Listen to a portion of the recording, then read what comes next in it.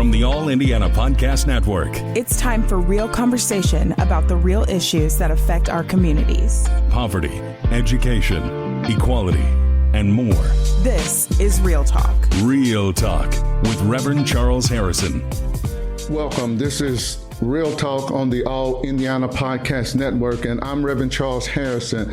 And on this episode, we're going to talk about whether or not the Christian church today is compromised because it is so influenced by culture and by politics that many of us who are a part of the Christian church put those things, culture and politics, even over the Bible and the teachings of Jesus Christ. Join me today in this exciting conversation. Temp check. What kind of summer are we having this year? A family road trip summer? A beach bum summer? Or a wake me up when the sun sets summer? With Instacart, choose your own adventure and skip the shopping side quests. Where available, you can get ice cream delivered to your hotel, sunscreen to the pool, or cold brew to your bed. Well, door, in as fast as 30 minutes. Wherever you find yourself this summer, you can get the goods. Download Instacart for free delivery on your first 3 orders. Offer valid for a limited time. Minimum $10 per order. Excludes restaurants. Additional terms and fees apply. This podcast is brought to you by eHarmony, the dating app to find someone you can be yourself with. Why doesn't eHarmony allow copy and paste in first messages? Because you are unique, and your conversations should reflect that. eHarmony wants you to find someone who will get you. How are you going to know who gets you if people send you the same generic conversation starters they message everyone else? Conversations that actually help you get to know each other. Imagine that. Get who gets you on eHarmony. Sign up today. Welcome to Real Talk on the All Indiana Podcast Network, and this is Reverend Charles Harrison, and welcome to the podcast today.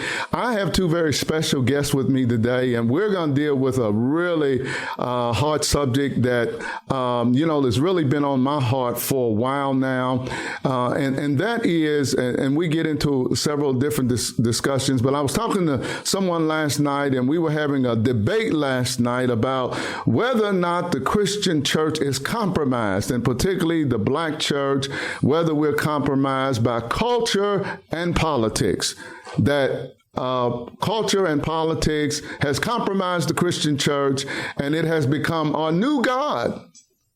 What? Well, we're going to talk about that today. I have 2 friends with me today. Annette Johnson, who is the trustee for Pike Township, and John Hall, who is the former deputy mayor of Indianapolis under Mayor Stephen Goldsmith. And that's when I met him, when I became the pastor of Barnes United Methodist Church. Amen. And we are so glad to have both of them with us today.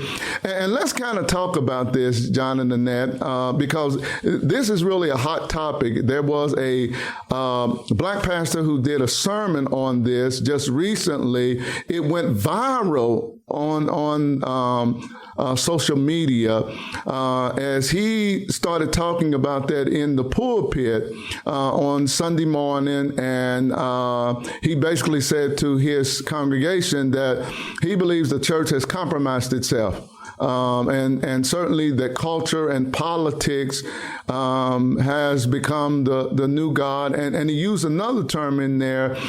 He added another term. He said blackness. So he said blackness and politics and culture now has become the new God. That the new Jesus is politics. For white Christians, it has become the Republican Party. For Black Christians, it has become the Democratic Party. And the cultural issues now are driving what Christians believe, and Blackness for us and whiteness for the white community. So let's kind of get into this conversation today. And I'm speaking as a pastor. I am the pastor, senior pastor of Barnes United Methodist Church here in Indianapolis. I've been been here for 31 years. I've been pastoring now for 39 years. I know I look too young to be in ministry for 39 years, but I've been pastoring for 39 years. And I have seen a dramatic shift because I started very young. I was 17 years old when I first received my call into the ministry. And back in those days, church was full on Sunday morning, and church was kind of still the center of Black society and driving, to some degree, the cultural values of our time. That has dramatically changed in my lifetime, dramatically changed. I think the church is way, way out in left field now, and it's certainly not the center of our society. And where is the Christian faith and the church, and has it been compromised for those of us who are Christians? So John, we'll start with you. What do you think? What do you think? Well, I think that the notion that church and state ought to be separated has been breached. Okay.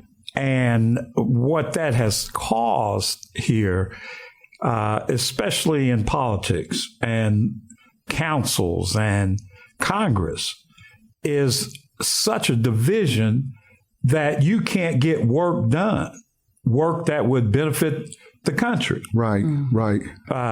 Students need to learn. Right. We need to feed more people. Right. We need to protect our borders. Right. We need to do defense around the world. Right. But we're fighting over the right and the left. Okay.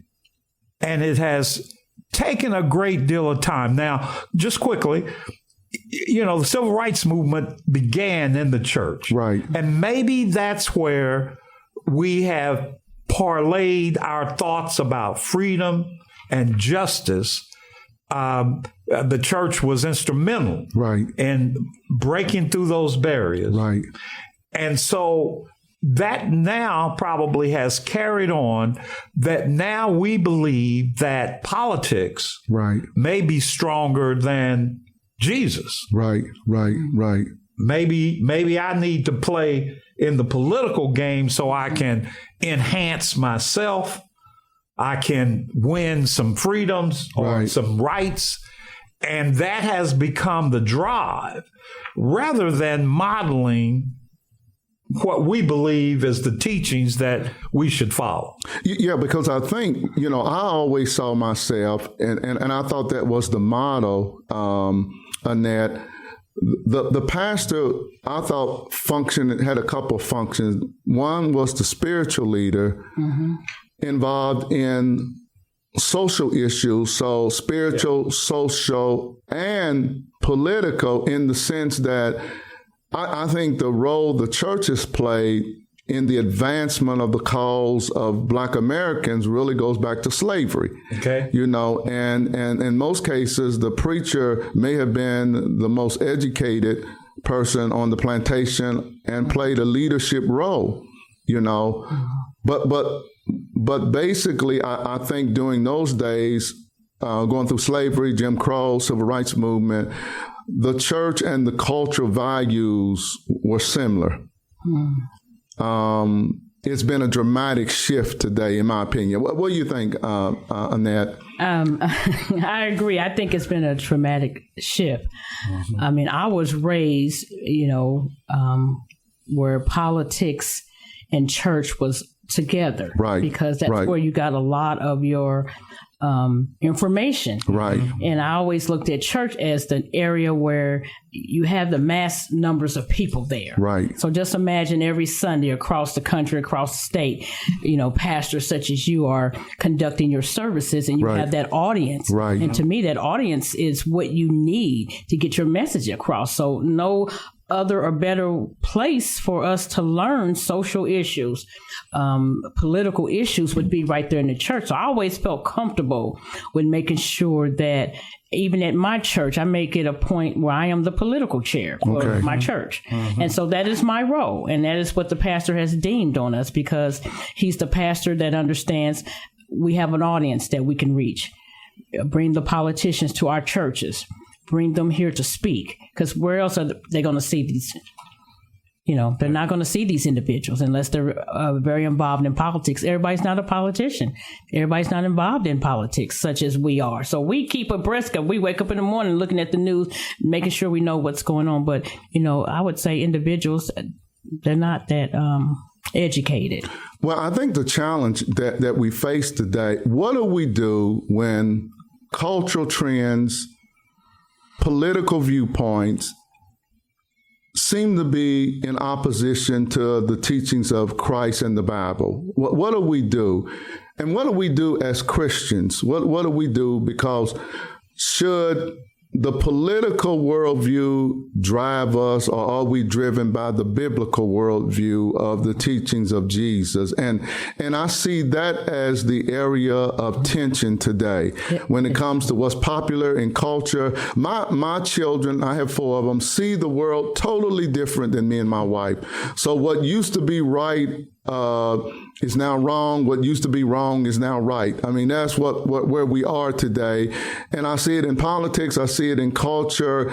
And, I think the church struggles because the culture is much different today. And so if we preach the old time, sermons that for some was very fundamental, strictly if the Bible said it, it was right, and that's what drove us. Today, when you preach that, it tends to run people away because they have a different view of God and the world than us. And I see that in the church on both sides, particularly politically. There are things I think we see in the platform of the Republican Party that seems to be in opposition to the Bible. We see it on the Democratic side. There seems to be opposition to the Bible. But we seem to don't care. The political viewpoint is what tends to drive a lot of us Christians, and has the Republican Party and the Democratic Party become Jesus. Well, I know this is tough, so we might as well get into it. This is tough to have a real conversation. Has the Democratic Party and the Republican Party for Christians become Jesus? Well, I'm a strong Democrat. I would say it's up to the believer. It's up to the individual to know to separate it. Okay. And so you're right. It's the social media. This everything is out in the open now. Right. Television, social media, these platforms, Twitter and Instagram and Facebook. You see so much stuff. It influences people tremendously. Right. And I think that's where our problems are. We're influenced tremendously by the social media. Mm-hmm. And so you have to take to heart your inner self. I run into people now and you'll ask them if they're in the church. Most of them, I'm spiritual. Well, what does that mean? You're spiritual. So that's letting me know right now I'm spiritual. I don't need the church to tell me right from wrong. Right. But it's hard because you have in politics, we get to a level now where it's all about greed and power. Okay. That is it. Everyone wants the power. Okay. And that's how I look at it. When you're thinking about, politics, it's not about the people. It's about the power. Okay. And so we have to get individuals in there that are still have the foundation and are grounded, and it's about the people. The people put you in here. It should always be about the people, not the power. And so power has really, I would say, is at a high end where that's all most of these politicians think about. What's going to make them successful? Right. What's going to take them to the next level? They don't care about the people or the issues and things that are at hand that are very important. And like you said, it's just causing a wedge because we're just comfortable with anything now. Well, you are an elected official, and I'm going to ask you, where do you make the distinction between a policy and your religious viewpoints? How do you deal with that as an elected official when it comes to what you believe as a Christian, what the Bible teaches, but what may be a popular policy that may differ from what the Bible teaches, particularly the teachings of Jesus? Well, I think that's where we run into the complications because you're an elected official, and so you have to represent the people. Right. What do the people want? Right. And I think we saw that in Obama's administration. Okay. When we did the gay marriages and all this, and partners and things, he had to make a decision. A lot of people fought him for that, and they still fought him for that, for being so open, talking about, I don't care what a person, who they're attracted to or who they're married.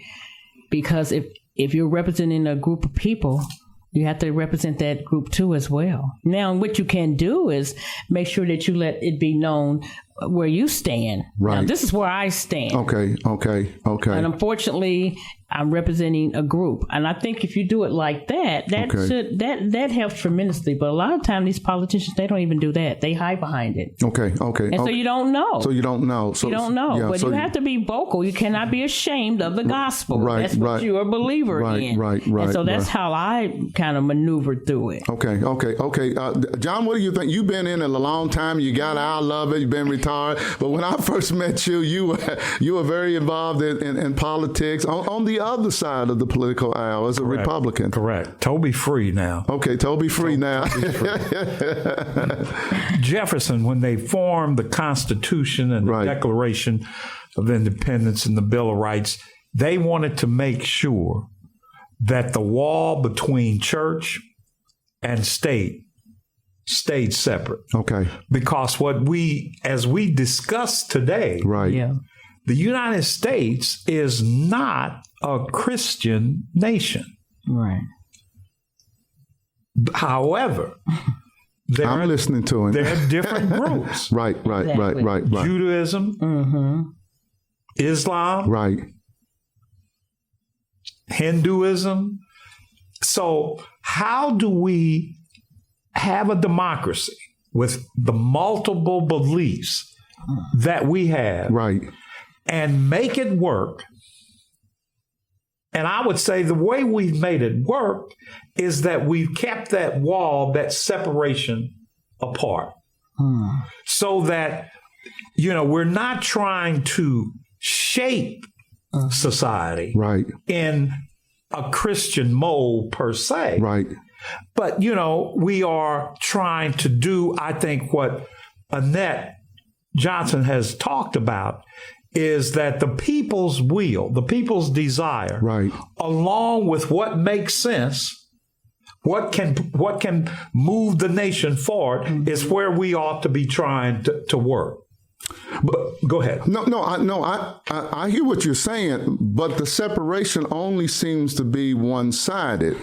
It is the church that these elected officials come to get votes, to get them elected. So they want the separation on one end, but on the other end, it is the churches and the mosque and the synagogues is where they go to make speeches so that they get votes. So as I'm sitting in the pew on Sunday morning and I'm listening to your pitch, where does my faith come in as I listen to you and your pitch about what your platform is to get elected, regardless of what side you're on? I think I struggle with the fact, if it's going to be separated, it's separated, but it's not separated during the campaign season. It is the elected official. They're coming to the church to get the votes, but yet on the other end, they want it separate when it comes to the moral teachings of these different faiths, whether it be Christianity, whether it be Islam or your Buddhist or Judaism. You want that to be separate, but you want to come in and make your pitch to get the votes. But see, I think they want to come in to get the votes so that we can be successful with all of the platforms that are out there. Yeah, but if the platform contradicts the teachings of the Bible, That becomes the issue. So if you're going to separate it, why not separate it? Why are you trying to infringe on the church when it's convenient for you to get votes, but yet you don't want the biblical principles of the church to govern policy? I just think that's going to be hard. That's a hard pill to swallow because I know. There's too many different religions out here. Right. So the individual is coming as a political figure to share what they can do for all of us that are involved, whether you be Methodist, Protestant, Quaker, Baptist, Apostolic, all of that. And so I don't think that as elected officials or politicians, they're so much focusing on the religion or what your belief is. It's what's going to work for the whole betterment of the... But why come to the church? That's where people are. Okay, so they come where the people are, but the issue becomes if you come to a Christian church and your policies contradict what the church teaches, then what do you do as a Christian who is sitting in the pew and what you hear Pastor Hall preach is different from what Trustee Johnson's platform is? I just think it's going to be complicated again because no one's going to be perfect. Everybody's going to have their different belief systems and things like that. So say there's 20 things on the plate. Right. And so I can't get 2 of them right, Harrison, but I got all 18. Right. Then we're hoping that you will believe in us. Right. Unfortunately, I'm not going to be able to get all 20 of them correct or right in your eyes, but I got 18. So isn't that a better number? 18 out of 20. So I kind of. Well, if it's that high, I doubt if they're that high. Might be 2 out of 20. When it comes to you try. Yeah, this is a good conversation. Go ahead, John. Well, 80 years ago, right. All you had to do was to get the pastor, the minister, convinced, and you tell him, Harrison, you get them to vote for me. Right. And he'd get up on a Sunday morning and say, Annette Johnson is the one.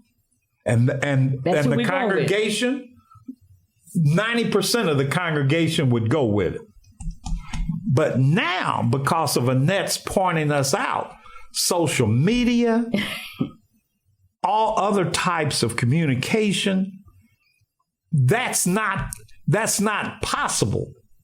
Or how many what's not possible now? How many ministers now can get up in the pulpit and command his congregation to go vote for John Hall? Oh, I think you can in the black church if it's a black Democrat. Yeah, but look at the little tags you put on that.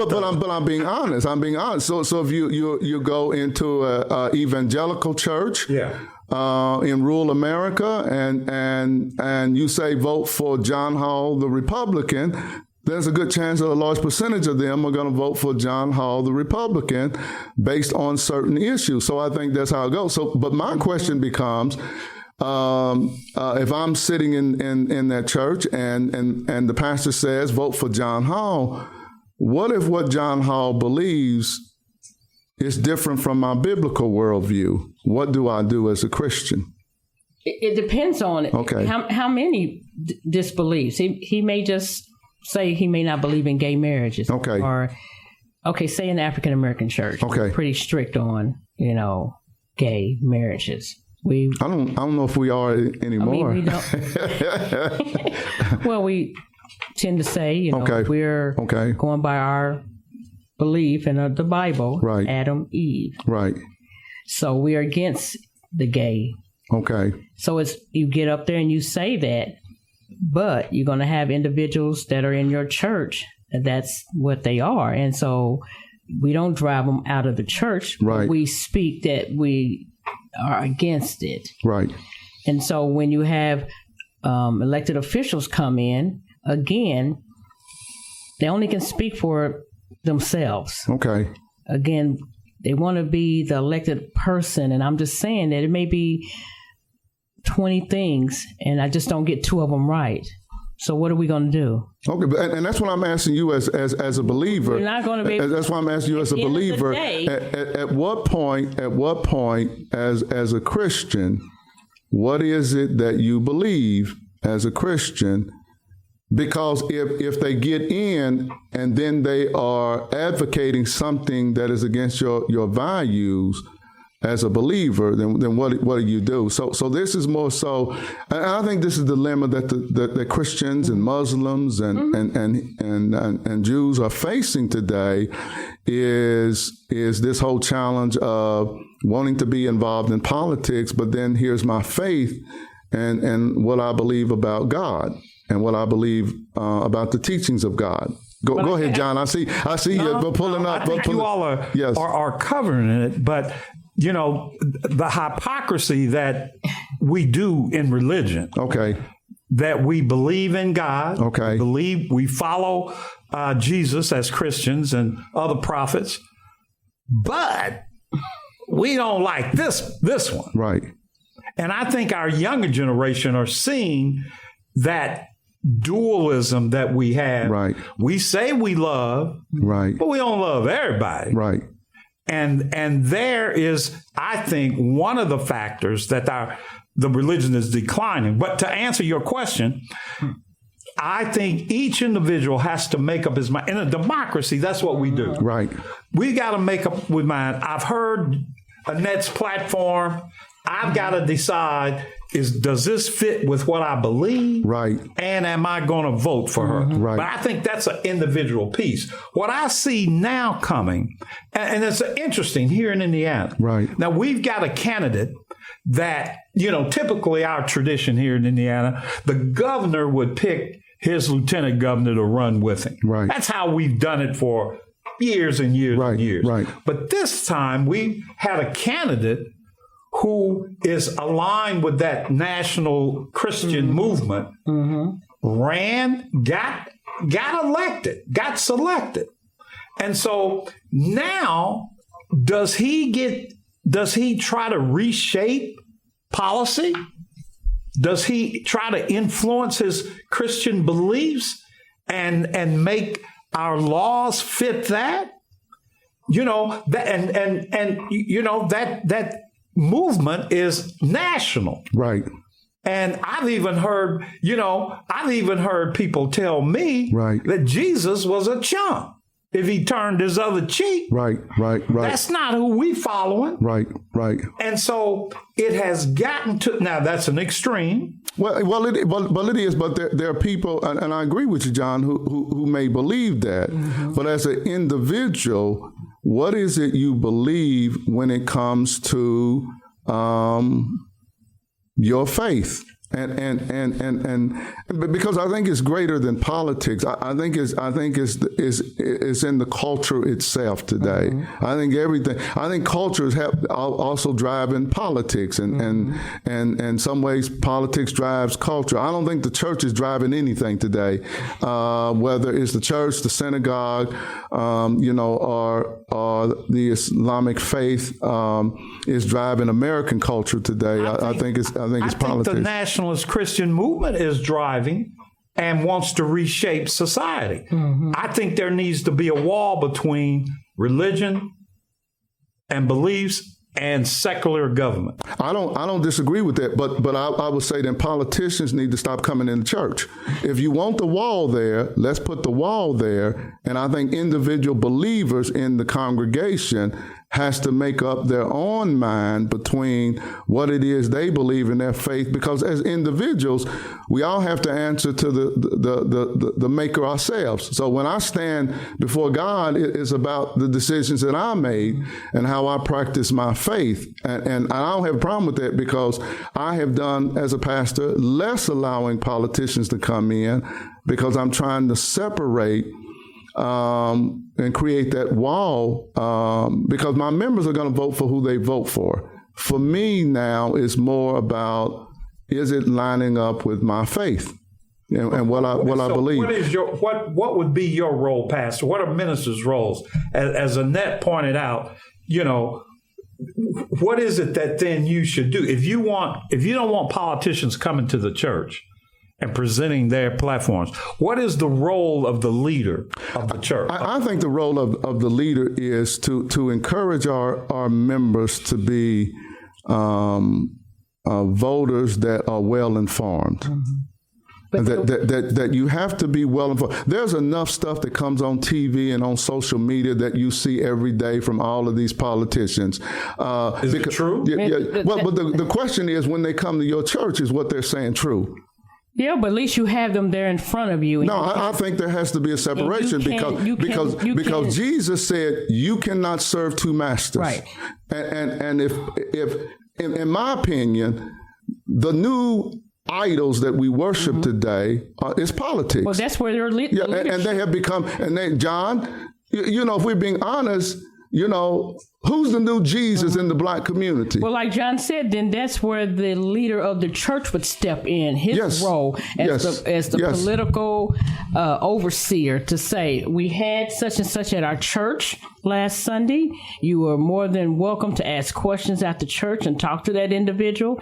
This is what we're... But why the church? Why the church? Because, again... I don't think Jesus would have allowed that. I think we do today. Jesus did say... It's all in there. No, he was not. No, and that was concerning taxes. Yeah, but to me, that sounds like government. That sounds like a part of the government. Well, he said as Christians, Christians could not ignore the laws of government. Yes. So just because I'm a Christian, I can't disobey the traffic laws, disobey the tax laws, and all of those things. Right. You cannot do that. I think we compromise it because now it has even pitted Christians against Christians. I just think that you want to have, as the leader in your congregation, your neighborhood, because the churches are in these large neighborhoods, you have a lot of power. Just because the elected official or politician comes in your church, that doesn't make it any less degrading for Christians. What you are a pastor, associate pastor can do is that's where you come together and say, this is what we're going to do. But why the church? Again, y'all want to put up the wall when it comes to the government. I said because why not? Why should they? Because you raised the question. Where do you want them to go? If the Bible teaches certain things, but yet we don't want to impose Christian views on the larger society. That because we are a society today that represents believers, atheists, Buddhists, Hindus, Christians, Jews, all of us have different religious beliefs. All of us do. We believe in a higher being, but yet our beliefs are different. I would go even further than that. Yeah, go ahead. Harrison, I think the church should be a platform for the political landscape. That's what I believe, and I believe the churches... Because you're a politician. Right. I believe the churches should also you want to get be the doormat. All these churches should have voter registration and have a voting poll. Yeah, because what it does is it helps get people elected. I just want the people to be engaged. But what if it differs from the teachings of the Bible? Again, that's where that's the leader of the church. You're with those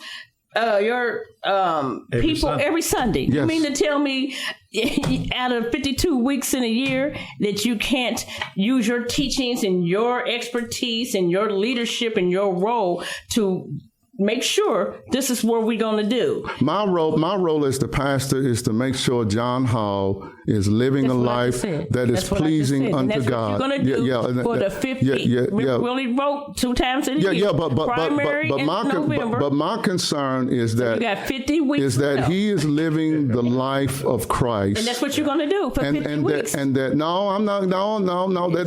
the problem because what I believe is not only it's not only a political issue. I believe that Satan is in the midst of that, and he's trying to sway. Well, he is, Nat. He's trying to sway because you are coming to my church because you want to win election and be in power. Remember what you just said when you first came, right? But look at me. I'm coming so that individuals can vet me out. But they get to talk to me. They're vetting you out on social media. I leave my information with them. Okay. I'm very transparent. I'm sharing. So if Annette will have her different pinpoint her things, what her policy procedures are going to be, and what I'm not going to do. And it's going to get where you have to make sure people know what you're about. And so, again, as the leader and the shepherd of the church, you have a great role where you can intervene and say, we allowed this particular individual to come. We get to view her stuff. We get to see what she's doing.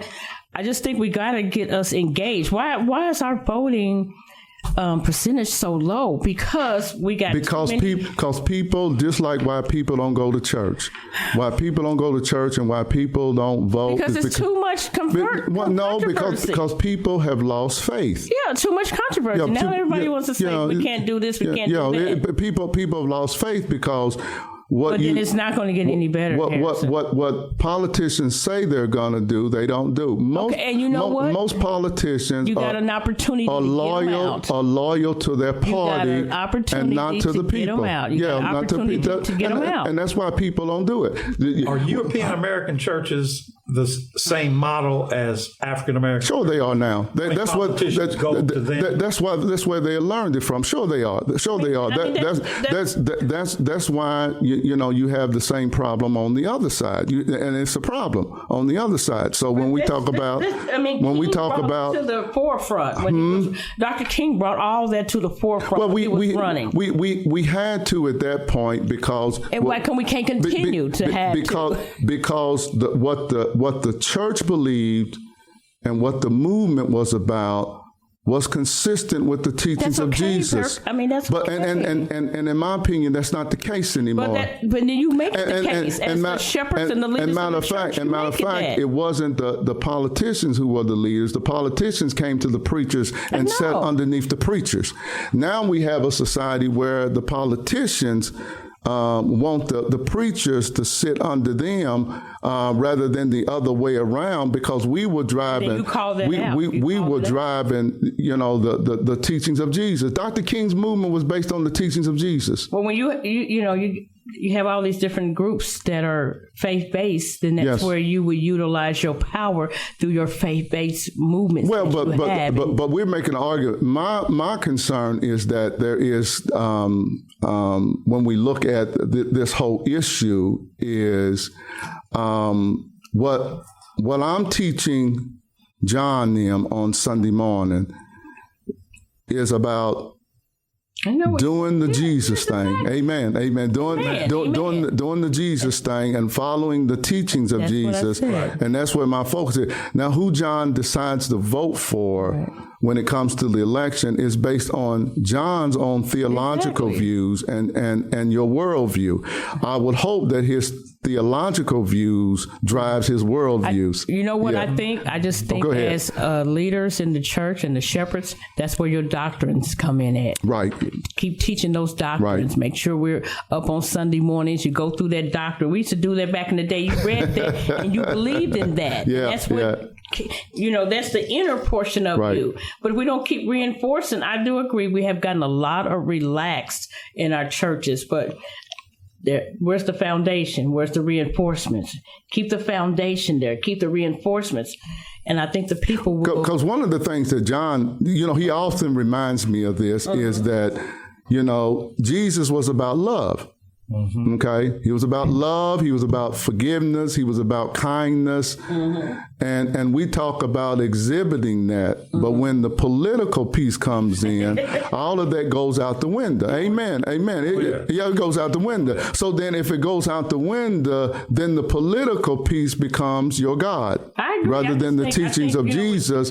And if we had that, then you wouldn't have the mess going on in the politics of America today. today. It's going to be hard. If people put, because people are not putting their Christianity above their politics. With some Christianity type elected officials, if we can't be supportive of them. Well, some of them are not Christian. So we have to be honest about that. Some of them are not Christian. Some of them are not trying to be Christian. Some of them are trying to get elected. I just think it's hard on elected officials that are trying to do the right thing. But I think people recognize those who are legit. Mm-hmm. There's a lot that are not legit, but we're being asked to vote for them who are not legit, and then you're asking me to vote a straight ticket when probably 6 of the 9 people are not legit. That's why I want the leader and the shepherd of the church to be up in the pulpit to reinforce who are the good and who are the bad. That's why I want the leaders. You want us to do that? I want you to.